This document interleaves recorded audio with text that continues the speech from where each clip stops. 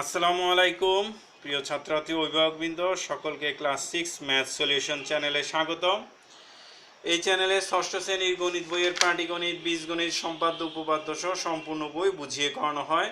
তোমাদের সকলকে অঙ্ক বোঝানোর দায়িত্বে আছি আমি বেঙ্গল আইডিয়াল স্কুল অ্যান্ড কলেজের প্রধান শিক্ষক চৌধুরী স্যার। আমাদের আজকের আলোচনার বিষয় ষষ্ঠ বীজগণিত অনুশীলনী 5 লেকচার 41। যারা আগের লেকচার 1 থেকে 40 দেখোনি, অনুরোধ থাকবে আগে লেকচার 1 থেকে 40 দেখো, তাহলে অঙ্কগুলো বুঝতে অনেক সুবিধা হবে। লেকচার 40 আমরা অনুশীলনী 5-এর অবজেক্টিভ দেখেছিলাম 1 থেকে 7 নাম্বার পর্যন্ত। আজকের লেকচারের মাধ্যমে অনুশীলনীর যত অঙ্ক আছে শেষ হয়ে যাবে, তারপরে আমরা উদাহরণের অঙ্কগুলো করব। 8 নাম্বার করার আগে উপরে কিছু তথ্য দেওয়া আছে, সেই তথ্যগুলো দেখো বইয়ের মধ্যে। সকলে বই খাতা কলম নিয়ে বসো, একসাথে বই নিয়ে বসলেই হবে, আমার সাথে সাথে মুখে মুখে করো। যা প্রথম দিকে মুখে মুখে অবজেক্টিভগুলো বুঝতে কষ্ট হবে, কিন্তু 3-4 বার শুনো, 3-4 বার আমার সাথে করার চেষ্টা করো। 3-4 বার করার পরে অবশ্যই সফল হবে। আর যদি একবার করে একবারে সফল না হয়ে রেখে দাও, তাহলে তুমি পিছিয়ে যাবে। কখনোই কোনো কাজে মাঝখানে ছেড়ে দেওয়া যাবে না, এটা মনে রাখবে। আসলে আমরা প্রশ্ন দেখি, নিচের তথ্যের আলোকে 8 ও 9 নং প্রশ্নের উত্তর দিতে বলেছে। তথ্যটা কি? দুইটি সংখ্যার বিয়োগফল 30 এবং বড় সংখ্যাটি ছোট সংখ্যার 4 গুণ। তাহলে বড় সংখ্যা যদি x হয়, ছোট সংখ্যা কত হবে? 4x, আর বিয়োগ বলে দিয়েছে 30।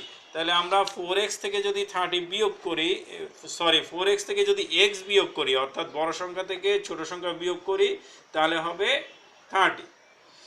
সংখ্যা বড় সংখ্যা ছোট সংখ্যার অনুপাত। এখন অনুপাত তোমরা কিভাবে বের করবে? আগে কার নাম রেখেছে? বড় সংখ্যা। বড় সংখ্যা আমি একটু আগে বললাম, একজন ছোট সংখ্যা x হলে বড় সংখ্যা 4x, কেননা প্রশ্ন বলে দিয়েছে বড় সংখ্যাটি ছোট সংখ্যার 4 গুণ।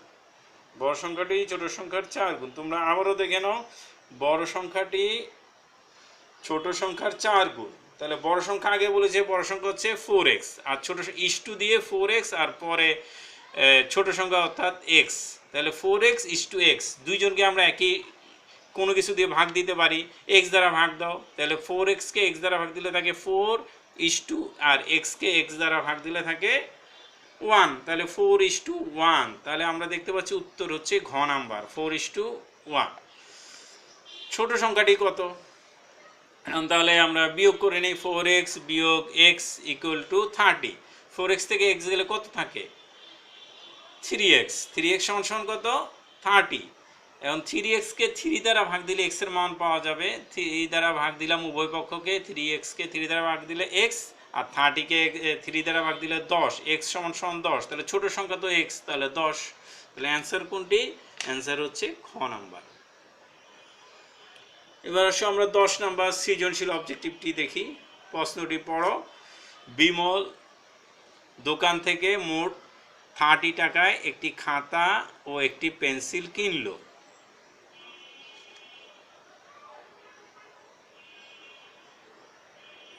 পেন্সিলের দাম x টাকা এবং খাতার দাম পেন্সিলের দামের দ্বিগুণ। খাতার দামটা কি? পেন্সিলের দামের দ্বিগুণ, অর্থাৎ 2x টাকা। পেন্সিলের দাম যদি x হয়, খাতার দাম হচ্ছে পেন্সিলের দ্বিগুণ, অর্থাৎ 2x টাকা। নিচের তথ্যগুলি লক্ষ্য করো। তাহলে আমরা পেলাম একজন x, একজন 2x। খাতার দাম লিখেছে 1 নম্বরে রোমান একে 3x, না দ্বিগুণ বলেছে, তাহলে 2x হবে। তাহলে 1 নম্বর তথ্য ভুল। প্রশ্ন মতে x প্লাস 2x, হ্যাঁ ঠিক আছে, x প্লাস 2x। তাহলে মোট কত? 30 টাকা। এই যে মোট টাকাটাও আমরা দেখেছি এখানে, মোট হচ্ছে 30 টাকা।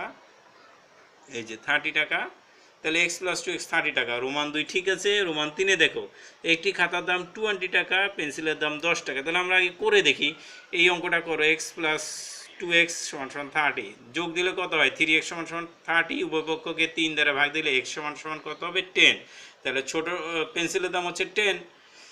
এবার খাতার দাম হচ্ছে দ্বিগুণ, 10 এর দ্বিগুণ 20, অর্থাৎ খাতার দাম 20 টাকা। তাহলে 3ও ঠিক আছে। তাহলে রোমান 2 এবং 3 ঠিক। তাহলে উত্তর কোনটি? গ নাম্বার। তারপরে 11 নাম্বার প্রশ্নের দিকে তাকাও। আশা করি সবাই বুঝতে পারছো। আমার যতটুকু ধারণা হয়, যদিও আমি তোমাদেরকে সামনাসামনি দেখতে পেলে বুঝতে পারতাম কতটুকু বুঝতে পারছো, তোমরা আমাকে প্রশ্ন করতে পারতে, আমার জন্য সুবিধা হতো। কিন্তু তারপর যেহেতু দেখার সুযোগ নেই, তাহলে তোমরা কমেন্টস করতে পারো যে কোনো কিছু।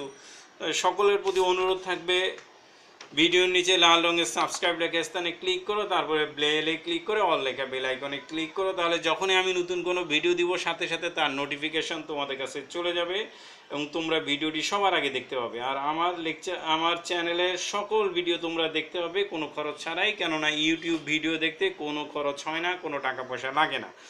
ভিডিওটি ভালো লাগলে লাইক শেয়ার করো, আর একটু আগে বললাম যা কোনো কিছু জানা থাকলে কমেন্টস করো, আমি কমেন্টসের উত্তর দেওয়ার চেষ্টা করব। আমাকে উৎসাহিত করার জন্য কমেন্টস করতে পারো। আমরা 10 পর্যন্ত করেছি, 11 নম্বরে যাই। দুইটি স্বাভাবিক সংখ্যার যোগফল 24, একটি সংখ্যা 8 হলে অপর সংখ্যাটি কত? দেখো দুইজন মিলে হচ্ছে 24, একজন 8, 24 থেকে 8 বিয়োগ দাও, অপরজন পেয়ে যাবে। আশা করি বুঝতে পেরেছো।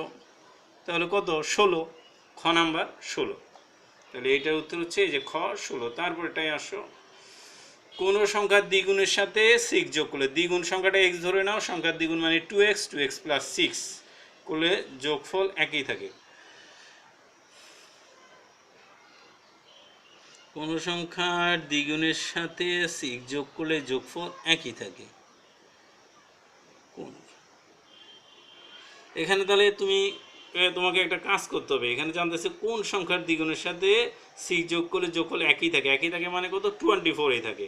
কারণ এটার সাথে তুমি এটাকে দ্বিগুণ করো, 6 দুগুণে 12, 12 সাথে 6 যোগ করো, 12 সাথে 13, 14, 15, 16, 17, 18 হলো না এক। তারপরটা দেখো 9 দুগুণে 18, 19, 20, 21, 22, 23, 24, এইটা কিন্তু হলো 24। তাহলে এটার দ্বিগুণের সাথে আমরা 6 যোগ করলে যোগফল কত হয়? একই, মানে 24ই থাকে। তাহলে উত্তর হচ্ছে 9। আবার দেখো 9 দ্বিগুণ কত? 18, 18 সাথে 6 যোগ করো 24। একই সাথে বাকিগুলো দেখতে পারো, 12 দুগুণে 24, এর সাথে 6 যোগ করার আগেই 24 হয়ে গেছে। এটা 18 দুগুণে 36 বেশি, তাহলে একমাত্র উত্তর 9।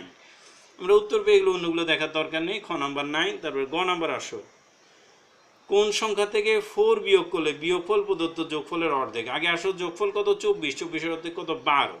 এখন বলছে কোন সংখ্যা থেকে 4 বিয়োগ করলে বিয়োগফল 12 হবে। তাহলে আমরা এটাও ডাইরেক্ট দেখতে পারি অঙ্ক না করেই।